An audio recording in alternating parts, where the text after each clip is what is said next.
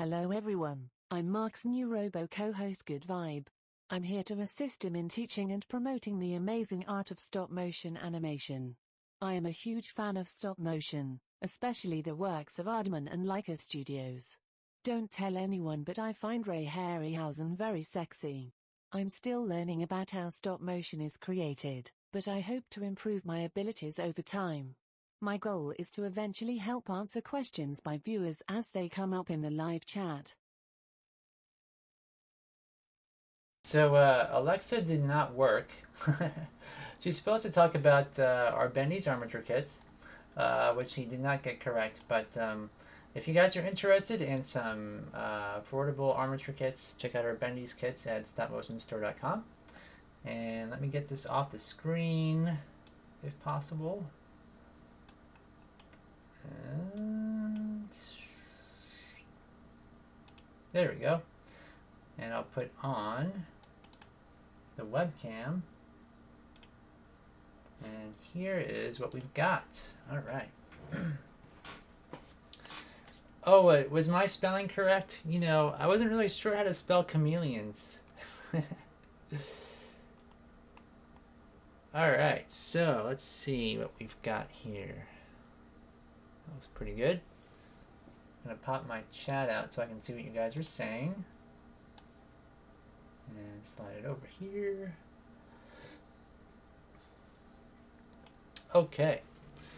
So let's get started. So I guess last week we had our 5-week challenge entry voting. So we didn't get into our sculpting, but here's what we've got so far. We've got all these replacement faces that we've worked on over the previous weeks, and this is going to be the mother character.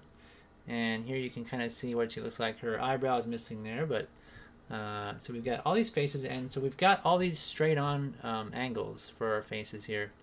And what we did the previous weeks was to sculpt a left and right pose. And here, this is a straight pose. So this way she can look left and right, as you can see. So we got left, right, straight. And hey, Lego and Thomas, welcome back. So anyway, I've got this one which didn't really cast properly. I used our silicone mold, and if you guys recall, we made this mold recently. We had the the little kids' bodies in here, and we've got one of the kids' heads and the left and right pose. So we made this, and it worked really, fine. But after I put these in the freezer, the mold was cold, and when I tried to cast this head, I guess something happened, and it feels really like oily. So I don't know what the heck happened to that one, but I guess the material settled as I poured it, and it didn't quite come out right. It was kind of like a prune face or something. So what I'm going to do with this one is we are going to probably do like a squash or a stretch with this face. So I want to kind of repeat these faces. So we've got like this squash one right here. So I want to repeat this in the left and right pose, and a stretch in the left and right pose, and all these other expressions. These characters aren't gonna. This character is not gonna actually have any kind of lines to speak. There's no vocabulary there. So I'm not worried about all the phonemes or phonemes, however you say it. Someone recently said phonemes on a video that I watched, and I'm like, is that how you say it? Phonemes? Or is it phonemes? Alright, so anyways,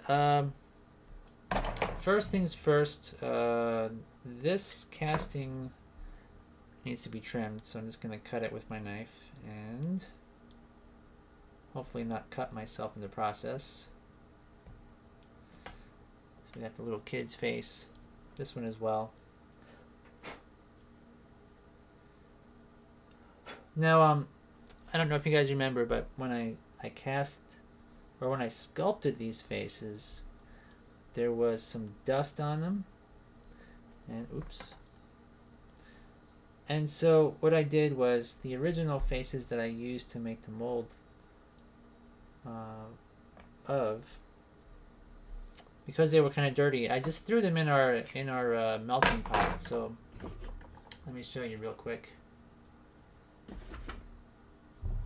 So we had this this pot of clay, which I know it's really close to the camera, but you can see here I melted it all down, and I threw the faces in there. So any kind of dirt or dust, you know, these are actually clean and crisp and fairly firm as they are, and so that's why I did that. So the original ones are actually destroyed, but it doesn't matter because the mold, of course, captures all the detail. So Lego Nerd is asking who watched the solar eclipse. I watched it. I actually used a telescope to look at it. I projected it inside of a box.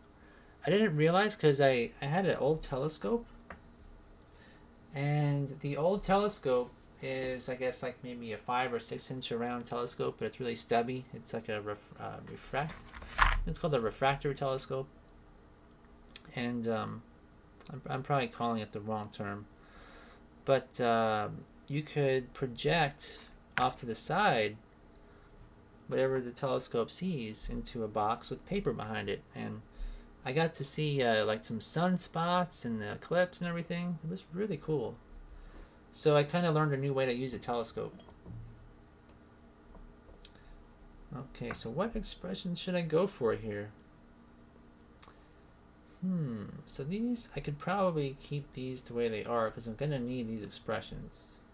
So I could probably finish these by putting, by painting the eyes in here and in this one, and then adding the lips.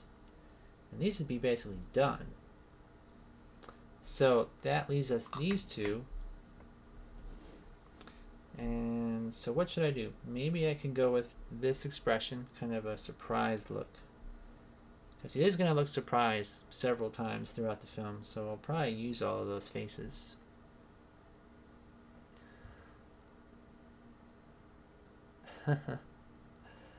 So Lego Nerd is saying it was cool and awesome. Also, how dark did it get where you lived? Well, where I lived, we were 98%, or the moon covered the sun 98%. But there was still enough sun around around the edges of the moon where it was dark, but you could still see everything. It wasn't like pitch black or anything like that, which I thought it might be, almost pitch black, but it wasn't.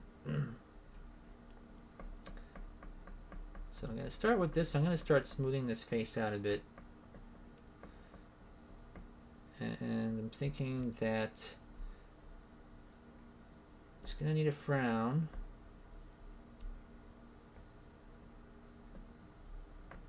So this one's going to be stretched down a little bit. I want this one to be slightly long-faced. Man, it's so weird how it's like... Let me get my paper towel here.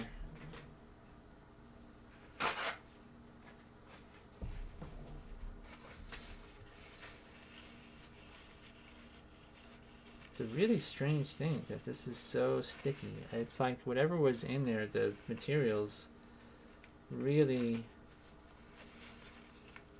separated. I'll just smooth it out, I guess.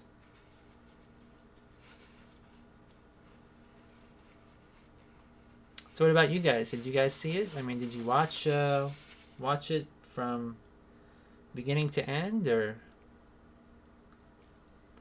So Thomas said we had something like 93% coverage. Still a far shot from totality, but it got pretty dim.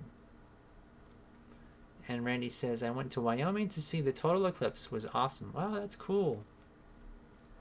Yeah, my sister and brother-in-law and their kids, my little nephews, they went to Kansas City where it was 100% dark or covered. I don't know if it's like technically, I think when the moon covered the sun, I mean there's that corona. I don't know if there's actually enough light to light up very much, but I don't think it's like really pitch black. Is it? Was it pitch black, Randy, or did you still see like light around where you were?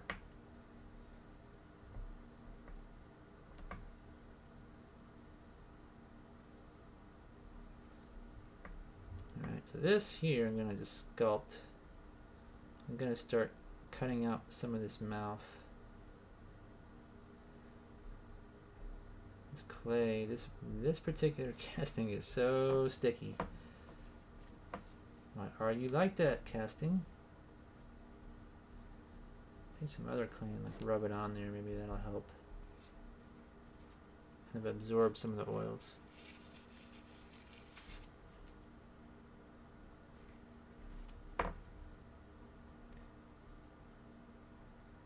Surprisingly, my wife was really excited about the eclipse. She had never, I guess, seen one before. I don't know if they're common in the Philippines or not. I mean, I know it's kind of a rare thing. I think the next eclipse in the U.S. will be in something like 2022 or something like that. It's going to be a few more years. And it's going to go in a completely different path. So if you did see it, it's really like a rare thing if you got to see it like completely covered. And I had some friends in New York that saw it, but they said that it was almost like you couldn't really tell anything happened at all.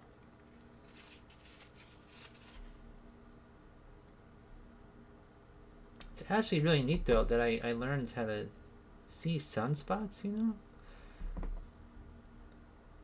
I did not expect that with my telescope, to see sunspots. They're about maybe, I guess, 4 or 5 or something like that. In fact, I could probably bring up a picture on my computer and show you guys real quick.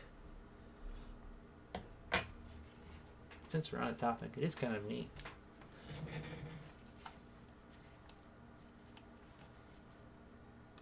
Let's see, 2017, just, oops.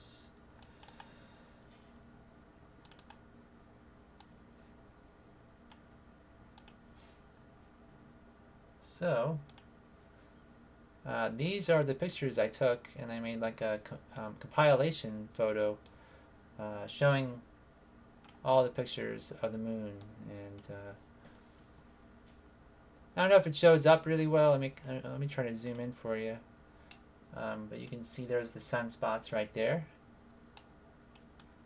It's like 1, 2, 3, 4, 5, 6 sunspots, and you can see that the moon kind of covered them up after a while. But these are the pictures I took, and see what I did was I put the telescope right alongside this box, and it projected it on the inside, and then I took my other camera and just took photos of the projection. So it's kind of like old school, you know, what do you call those things? Like an optical camera system that uses, I can't remember the term. Let me put my web camera back on.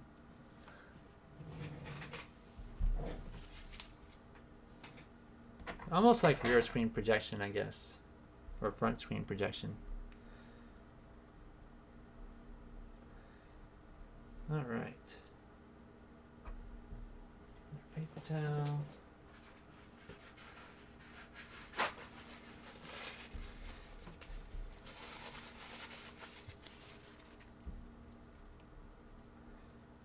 So for this mouth, I'm going to add a little bit of clay on the chin and extend it down just a tiny bit.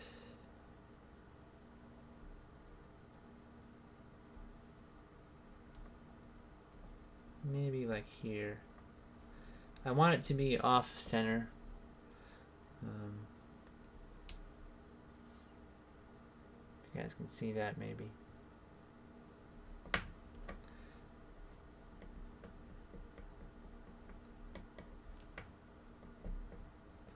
Because when the mouth opens, it's like the jaw moves backwards, so I don't want it to be totally straight down. But I do want to extend the jaw and chin down just a tad bit, so that as a replacement, you know, really make it look like that whole mouth has opened up and there's some sort of a structure in there like a jaw, where there really, of course, isn't one. So Randy says, I thought it would be pitch black, but it was very dark blue and only one star came out. And it was rosy all around the horizon like a sunset. Cool. Pretty darn cool. And worth the 12 hours in traffic. Oh my god. 12 hours. Man. Was everybody wanting to go to that spot you went to or something? Was it like a famous, or maybe the radio, they were advertising it or something? Because I know when we were driving to St. Louis to see we went to a Guns N' Roses concert, and they were talking about it on the radio, and they were like, yeah, we're gonna have all these parks are gonna have like festivities and everything like that. And even Ozzy Osbourne, the musician, he was singing. They had a concert, a music concert, specifically in the path of the eclipse. And as the eclipse passed over, he sung that song "Bark at the Moon" during the eclipse. So it was dark out. Everybody's looking up at the eclipse, and I mean, what a weird experience, Must have been really crazy for those people. And Whiskey says, for us up here in the north, April 8th, 2024 total eclipse. Oh wow. So you got about 7 years. And Ethan says he's a master of animation. That's cool.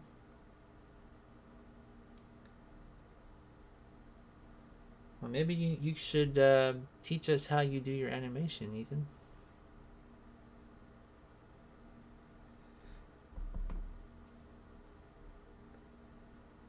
And let's see here.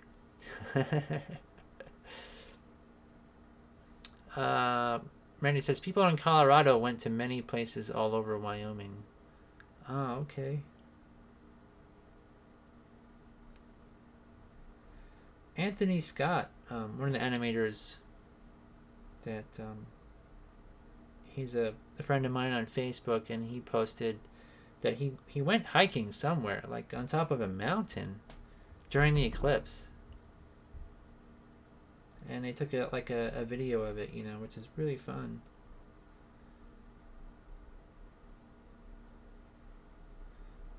Or it seems like it would be really fun. But my son had to go to school, and we kind of contemplated if we should drive up to Kansas City or not. But looking back at it, I'm glad we stayed home, because in our backyard we had a perfect view of the sun. There were no clouds. There were clouds early in the morning, but after a while it cleared up and it was perfectly sunny, and I had my telescope and everything like that, so I got to photograph it and document it and all that, and it was just really cool to do that. And it was just my wife and I outside doing that. And so yeah, it's pretty cool. I still enjoyed it, even though I wasn't in some sort of a park or in a crowd or something like that.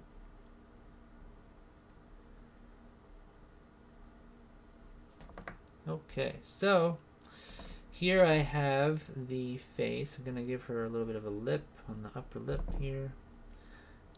And I think I still want to kind of shape this on the inside some more. So I've got one of my tools here, which is a ball tool. And hopefully you guys can see what I'm doing. Move this down a little bit. There we go.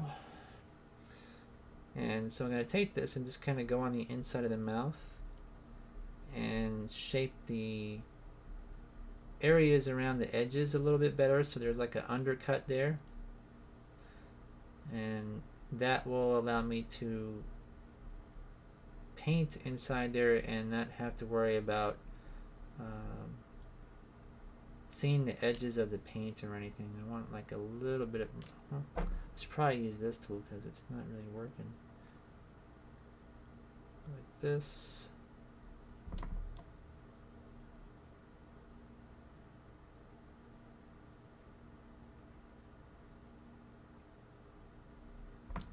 that's better. And maybe just smooth it out with this a bit, and then I'll take my... now before the show, I actually cleaned this up. What I did is I had some clay on these bristles, just a you know, maybe nylon bristle brush. I think it might be nylon. And so I'm going to dip it in some mineral oil here like this, which is on a paper towel. This way I'm not, you know, getting a giant glob of oil on the end of my paintbrush, but I am getting enough oil to smooth with. So I'm going to put it in the mouth and I'm going to smooth it out like this. Smooth out also the edges. And this particular, like I said before, this particular casting is really sticky. I'm almost not wanting to use it, but I don't want to waste it either. I think it's still usable.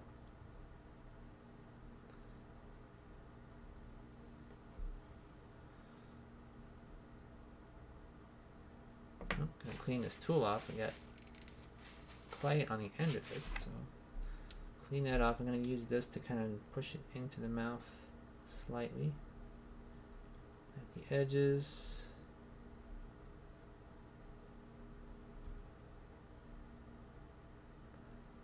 There we go. So that's a bit of a deeper hole now, which is going to register better with the camera.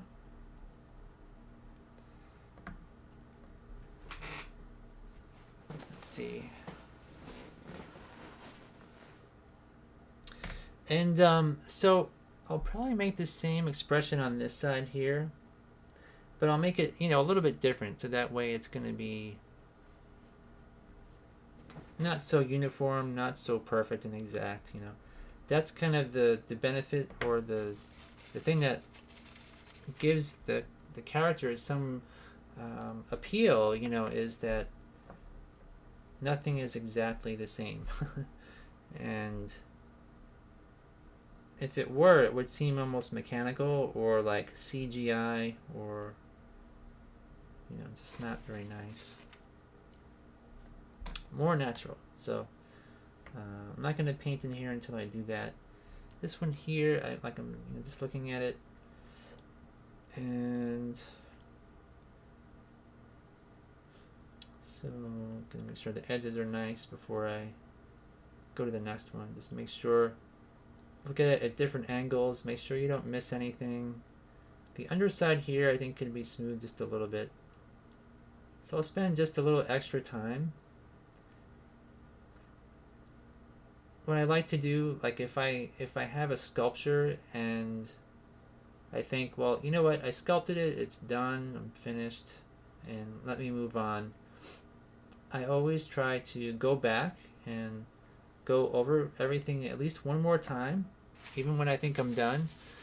The reason being is that sometimes, you know, in your head, you tend to want to have the final product right away. At least with me, you know, I'm kind of like that. It's like I want to have instant gratification with my art. And a lot of times that works against you, and your sculptures won't come out very nice if you do it, if you just, you know, go too fast, if you don't slow down and, you know, think. Like really analyze what you've done and turn it and see it from other angles, and don't rush. You know, don't rush through your work. Some people, you know, they get paid a lot of money and they rush through their work, and a lot of people like the speed that somebody does something. But what I found is you can do that. You can be a fast sculptor or animator. There's nothing really wrong with that from, you know, a certain perspective, but if you really want to like really have an upper edge over other people, or just challenge yourself, or you know, do the best artwork that you can, you don't want to rush. And since I'm not getting paid to do this at all, this is just a fun project, you know, and I don't want to spend way too much time on each of these faces, because I'm only working on this for 1 or 2 hours a week. But I can kind of afford to take my time if I want to on this. Is I guess kind of what I'm trying to say. And yeah, just want it to look nice. So a whiskey says, I had a great link for searching the times for solar eclipses, but Google blocked the link. Oh, it's not good.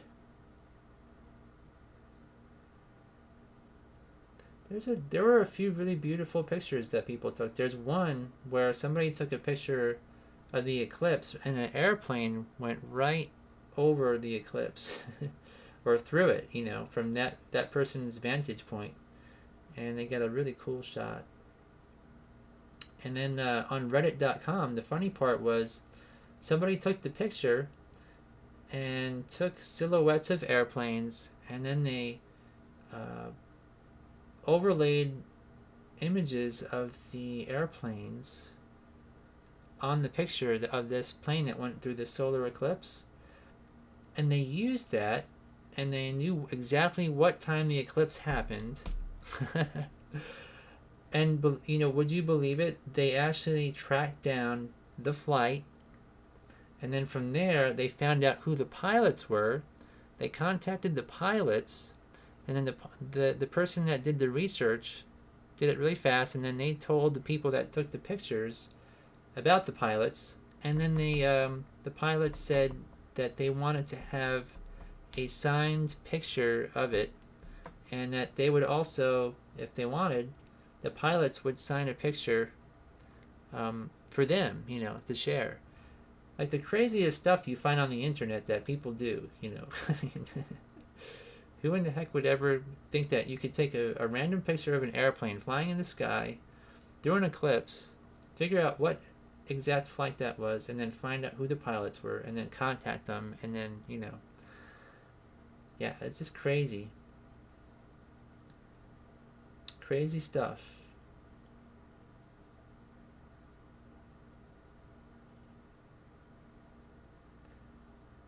Okay, so this here mouth, I think I'm gonna probably dig out the mouth a bit more.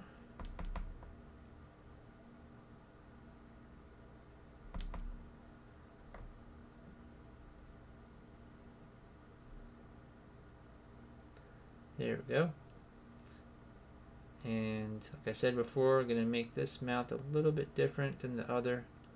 I'm not going to try to line it up exact or anything. Let's clean it up a bit too.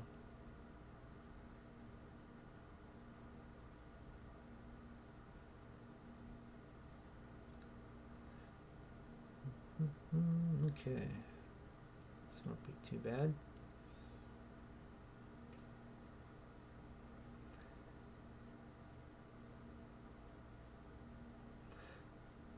Right.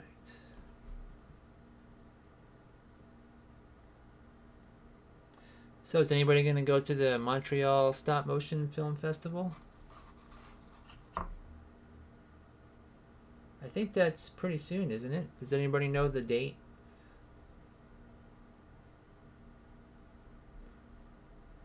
Because every year they have that festival, and I think that I'm missing out, I've never gone to a stop motion, the Montreal Stop Motion Film Festival, but it's like they've always got guests there and great films to look at.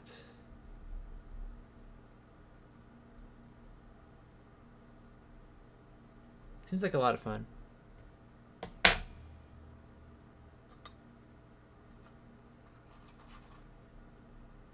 Not sure how many films that they've got in it, but it seems every year people keep submitting work. It's like there's no shortage of stop motion films for these film festivals, which to me says a lot. It means that a lot of people are making work, projects and completing them. So stop motion is really, it's still a popular art form, and that's in spite of so many new technologies and tools and digital options. Like, I mean, you can make a film in digital, like in Blender. I know that Alba Garcia and her husband are using Blender to work on their current project, where they're kind of making it a hybrid, where the faces are computerized so that they can not have to pay as much in terms of replacement faces, right? So, but the bodies of the puppets they're real puppets and everything, but they kind of match everything together and put the faces on the bodies, and it seems like it's gonna work out really well for them. But what's cool is that they aren't going completely digital.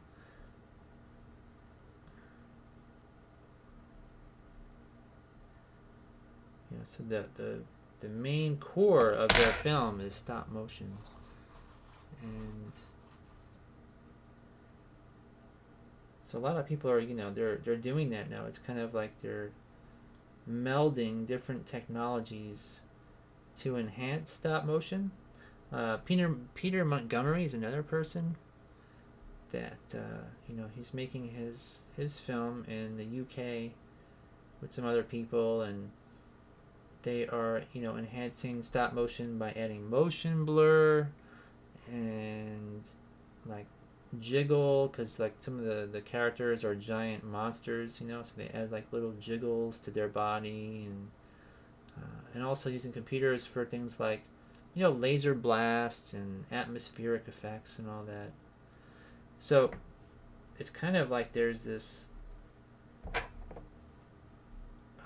thing where stop motion animators really have a lot of options on how to go about making a story come to life.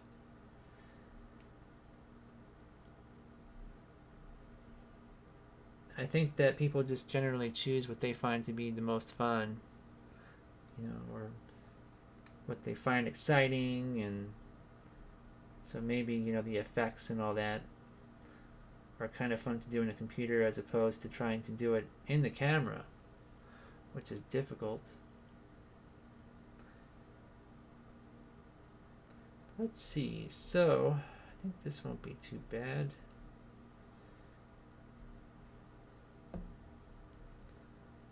How's this look? Let me define this edge better here.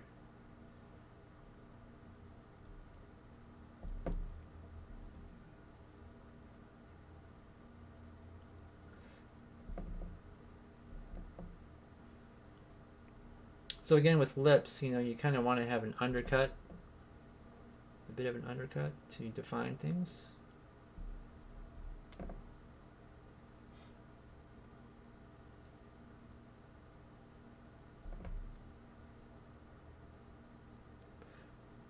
So like right in here, where this edge is, I want to make sure that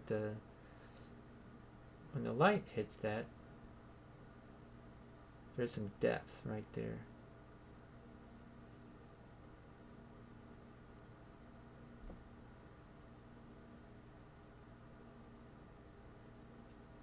And I'll probably add some teeth maybe in this one.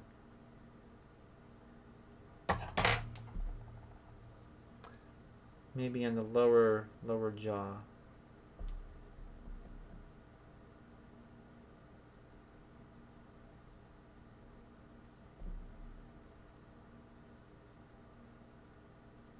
Alright, so back to smoothing. I'll smooth this out. Take my soft bristle brush, get it in there and kind of do the best I can. This brush is really junky already. It's going to need to be changed. Next time I go to the hobby store, I might get some.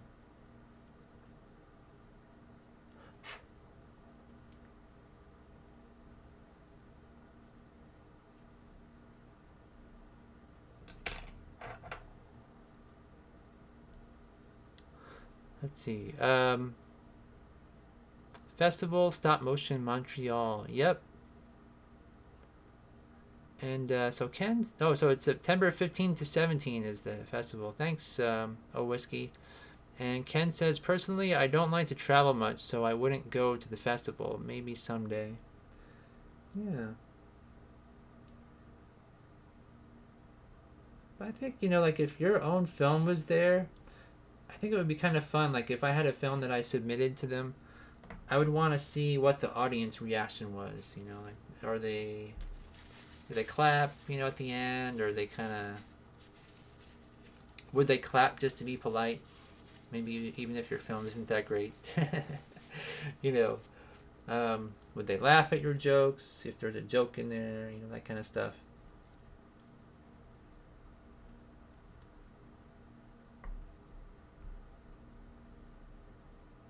There we go. That's better. This one here wasn't very deep. That looks nicer.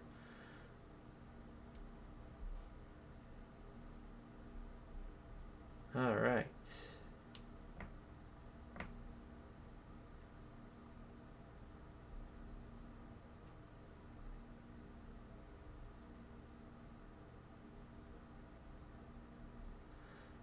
So there's the two expressions, which would be sort of like the, oh no, the Mr. Bill expression.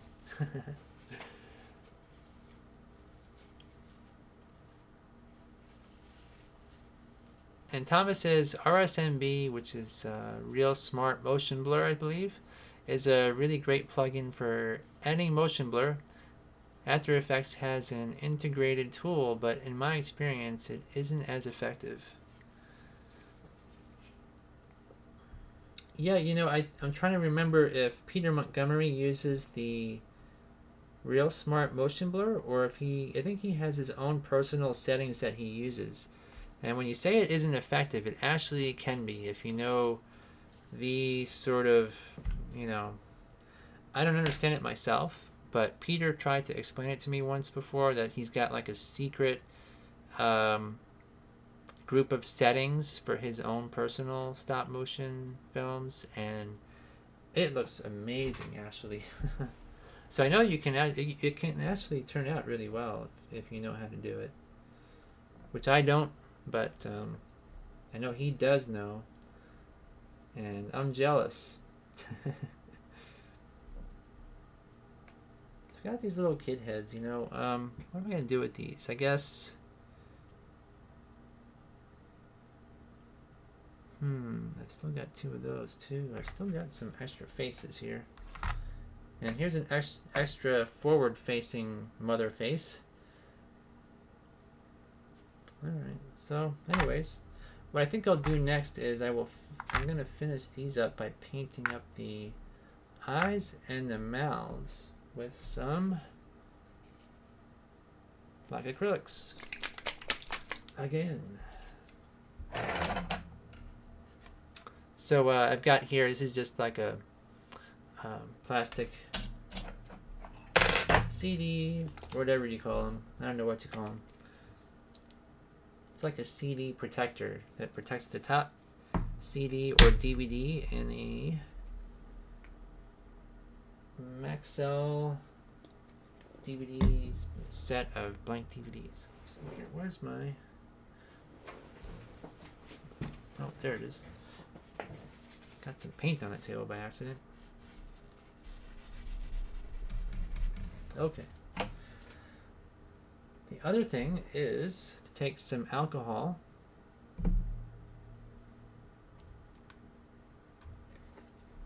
and again, this is just 70%. I don't recommend you use 70%, but it's what I've got. Well, actually, I kind of do. For mixing up paints, it's actually good. Acrylics, because it dries fast. But the water content is high in it, which is I don't really care for. Like if you're gonna use it to smooth out clay, 70% is not what I recommend. Go for like 90% or I think there was even like 50% I saw once. Don't buy that stuff. So anyways, I'm gonna just paint up. No, are we gonna focus here? What are we doing? We're out of focus. Alright, come on, camera. Focus. There we go.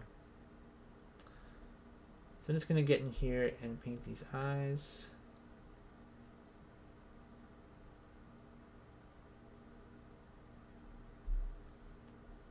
So this will be 4 more faces completed tonight, which is pretty cool.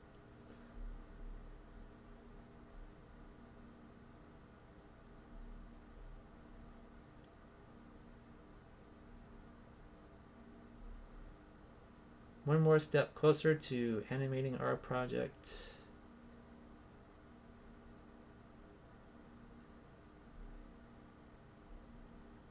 Let's see. Well, I think that's okay.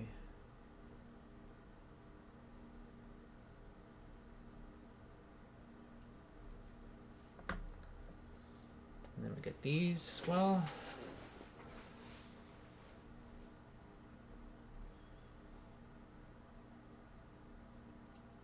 I might need to get a voice actress to kind of make all the gasping sounds.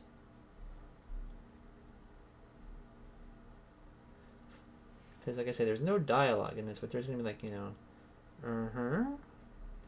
you know, like things like that, and maybe heavy breathing, because she's going to be digging a hole as well into the ground, like making a tunnel. There's going to be a lot of like huffing and puffing, and then maybe a scream. So I should probably look around eventually for somebody that might want to help.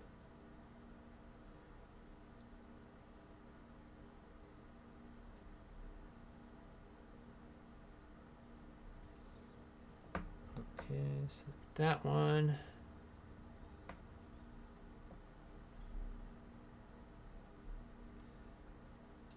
This is our sticky face, which like I said before, I don't really like that too much, but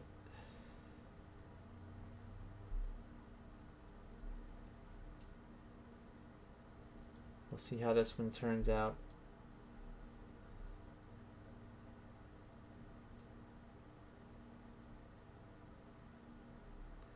Yeah, if this face looks too shiny on camera, I don't know. Does it look too shiny?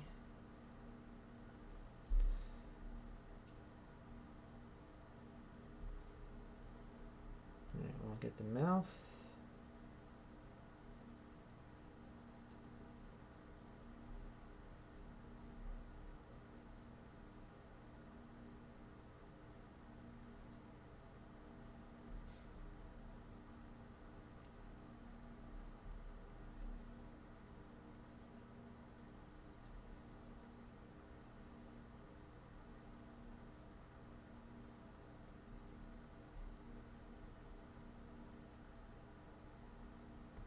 Yeah.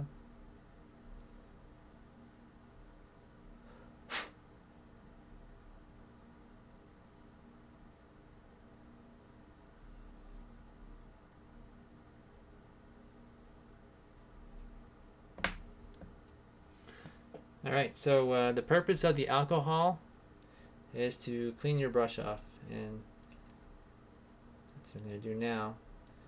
You don't want to, at least I don't, what I found through just experience painting with acrylics is, you know, when you get it on your paintbrush and you're mainly painting with the paint that's on the tip of the brush, so everything that's sort of in the middle of the brush starts to get dry, and I just like to, you know, clean that off and put fresh paint, just so I don't destroy my brush, you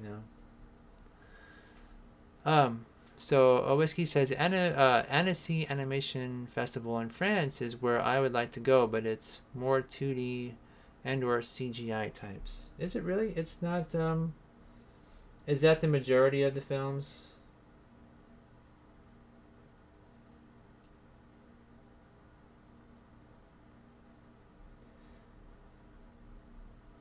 Now, you know, one of the things that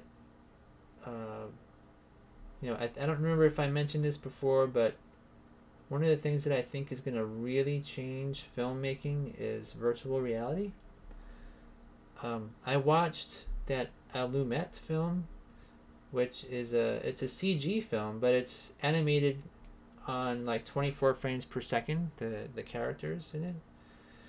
And it's completely 3D, but when you watch it, it looks so much like stop motion in terms of the 3D aspect, where you're seeing a character which is about, puppet size in front of you walking around, and you can, as they're moving and acting in the film, you can watch them, at different angles.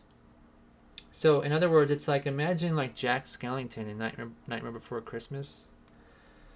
Imagine that you see him on a table in front of you, animated, and you look to the left of you, and you look to the right of you, and you look behind you, and you look up, and you look down, and it's a seamless set, and it's 3D, and it's really hard to explain. But if you guys ever get a chance to buy some virtual reality goggles, or like an Oculus Rift, check out the film Allumette. I think it's gonna seriously change the way we make films in the future. It's not like watching a 3D feature film or something in the theaters. It's not like that. It's like literally being in the film itself, like you're in it. I don't know, virtual reality in terms of art and what you can do is really fantastic. I've done sculpting, I've done virtual painting in there now. You can do animation in there. Someone's creating a way to animate in virtual reality in the same way that you animate in stop motion, like with the puppet, where you move like when I'm moving this here up and down, you can do that in virtual reality and then click off a frame and literally animate just as you would in stop motion. So I don't know. I think in the future that's probably where everyone's gonna, a lot of people are gonna go in that direction. But even stop motion animators, once they try it, I think, because I think most of us stop motion types really see things more in, we're really good with visual stuff. Like you can imagine something in your head, and you see it visually. Whereas with CG, it's a lot of it is technical. It's really kind of hard to grasp. Like ZBrush, it's you got to remember numbers and all that kind of stuff, and it's not really intuitive. It's not really fun.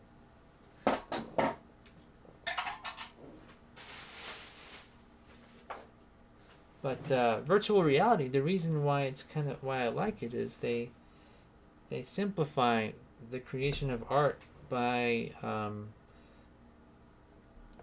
like instead of using a keyboard where you have 100,000 things you can do and press and click, you have these little handheld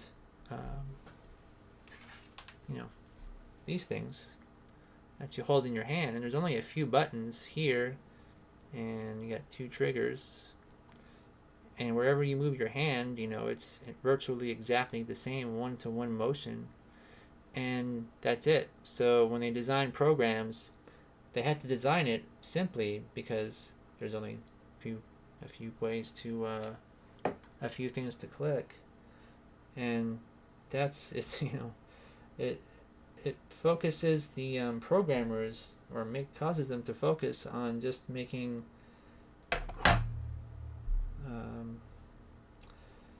what's the word?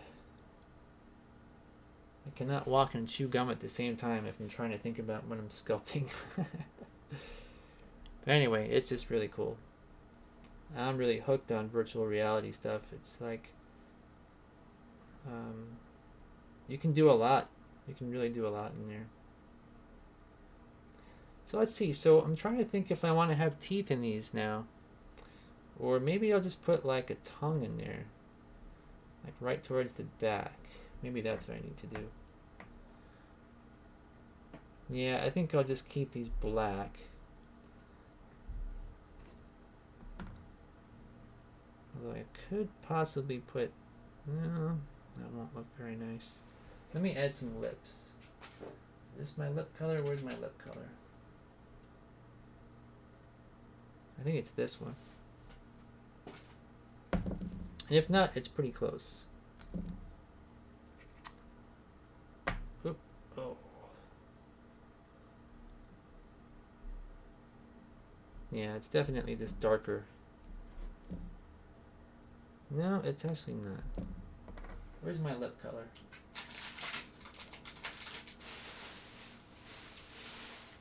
It's here. Let's see. Is it this one? Yep, that is the one. Okay.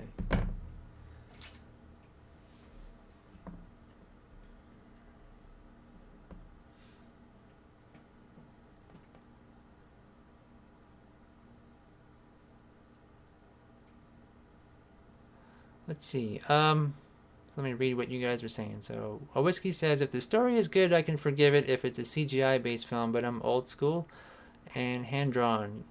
Yep. Hand-drawn is great. You know, it seems like on Facebook, there's only a few people that are doing stuff that I've seen.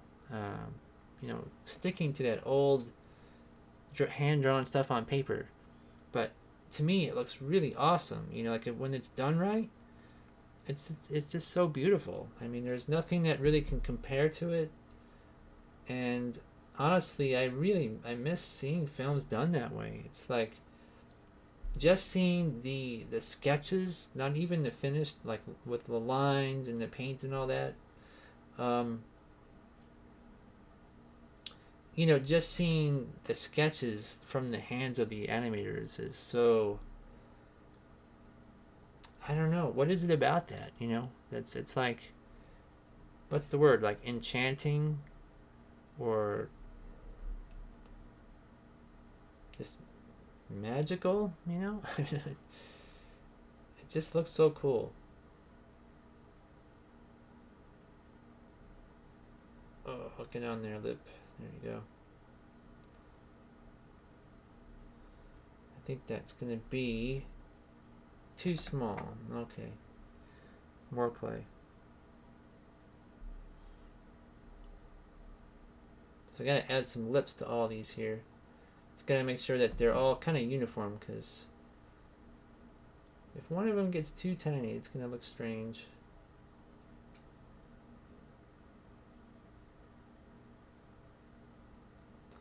So I'm probably gonna go overtime a little bit today, but it's completely worth it. 4 more faces getting done is a, you know, it's a good amount of faces for an hour, I think. Even though I didn't really have to sculpt on these two too much, but still. Gotta add some lips, paint the eyeballs.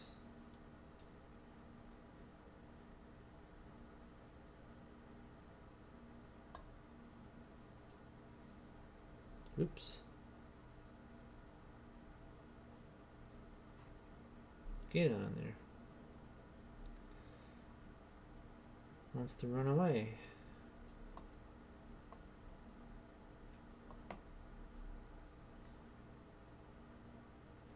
And I want these to be upturned like a smile, so I gotta make sure that that is the case.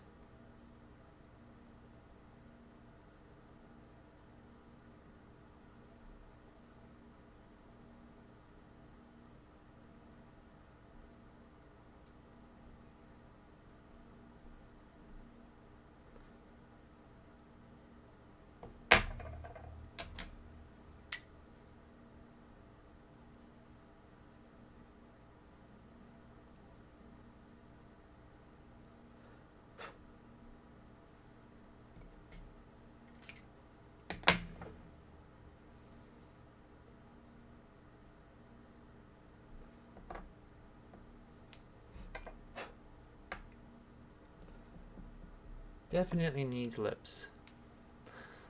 So Ken is saying he's thought about doing some experimentation with something like Poser. Yeah. It's fun to try those things, you know. just to see if you like it. And for me, the thing that I don't like about CG is the complexity. I think that they just overly make things complicated, way too complicated. Doesn't need to really be.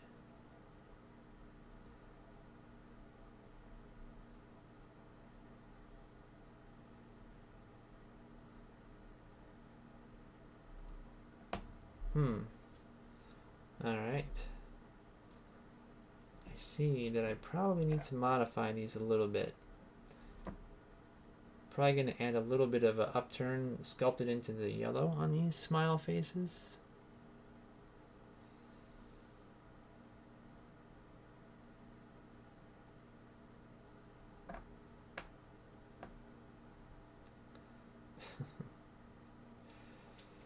It's kind of amazing how, like, the position of a little red piece of clay, just by a little bit, changes the whole face.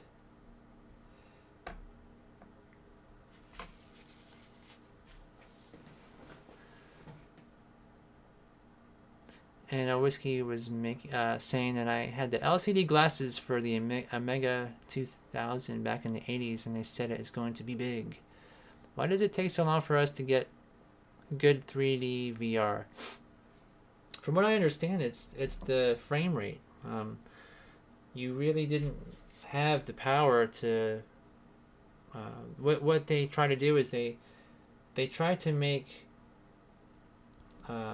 anything that goes to your goggles nowadays 90 frames per second, because if you don't, you'll get motion sick as you move your head around and all that.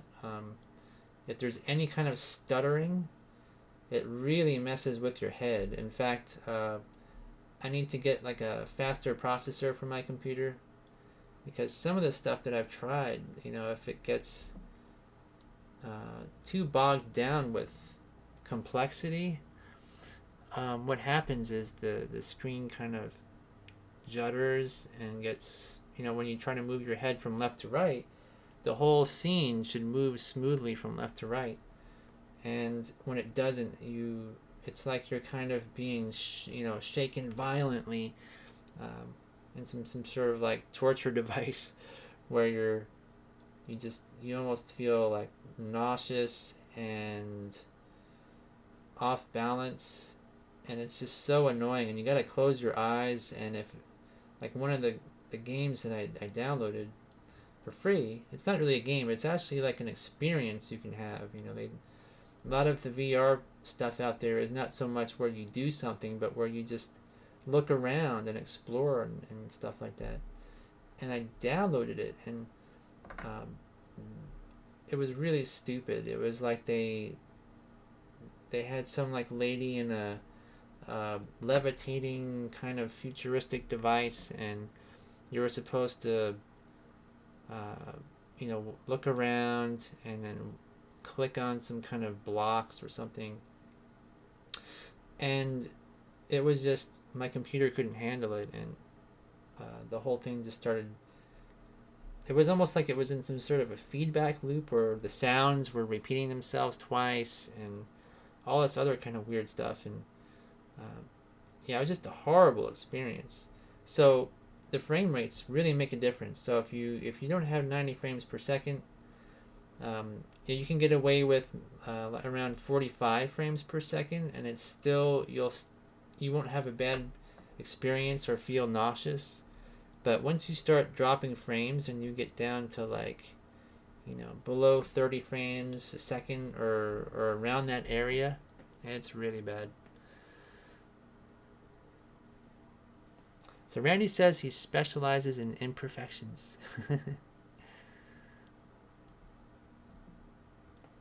And Thomas says, I love watching old Disney animations on Blu-ray. You can really see all the little imperfections. Ah, okay. That make it magical. Yeah.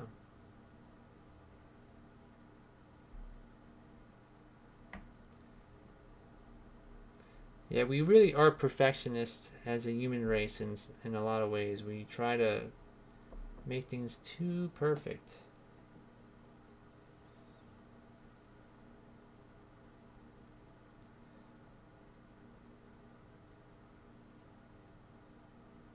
I mean, where does that stem from? You know, like why do we have that in our psychology where we gotta be better, faster, bigger?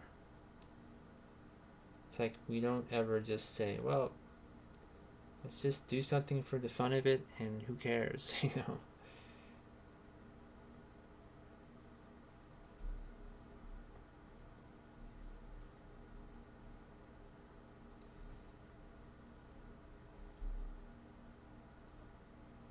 Yeah, if you ever study human psychology, some of the stuff that you learn is really bizarre.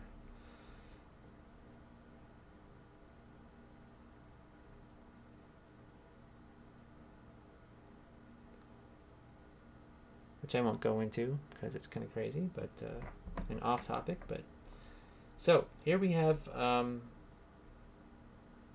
all of the mouths are painted. They got the lips on. We got the eyes painted. Now we don't have eyebrows on here. Like I think I mentioned in the past that we're probably gonna like stick the eyebrows on last moment on these, because if I put black eyebrows on here and I want to move them around later, if they're on there permanently, like I did add them to our little kids, but I don't plan to move these. These are going to be this way permanently. But these faces, when I make these, I probably won't add those on there because the black clay will sort of this stuff here, it almost like melts together with other stuff. Like if I take, you know, this here and put a piece of it on this face, like this, you know, like right now, I can move it around really easy. So I can take my tool, go like this, and it just comes right off like that. But if you touch it on there, and I come back and I leave it there for a week, I'll have to literally scrape it off. You know, it's kind of like a slow motion process where the two, you know, colors mix together and blend together on their own in some way. This here, I think I want to move this lip up actually. Let me do something here. That has to be more forward.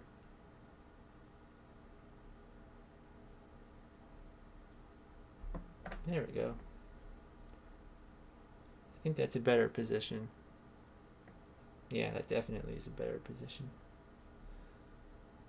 Do I want a tongue in there or not? Tongue or teeth? Kind of looking at my screen. Well, let me see.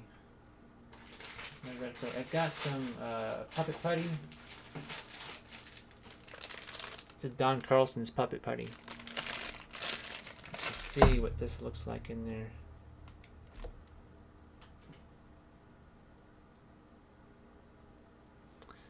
So this stuff is really good. It's kind of translucent, so it's nice for a tongue. As weird as that might sound. Just gonna kind of stick it in here. Nah, I don't think I'm gonna put a tongue in there.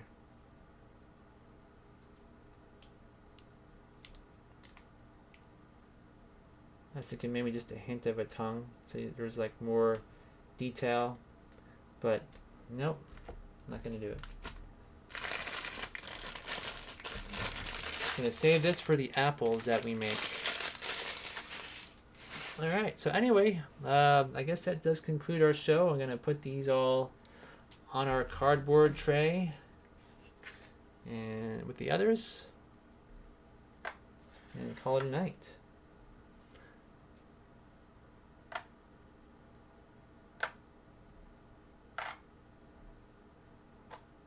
Okay, so I may need to like organize these or put these certain faces on a different level, but no. Yeah, my camera's not focusing. All right, well anyway, thanks everybody for coming. I guess I will see you all next week. See you later.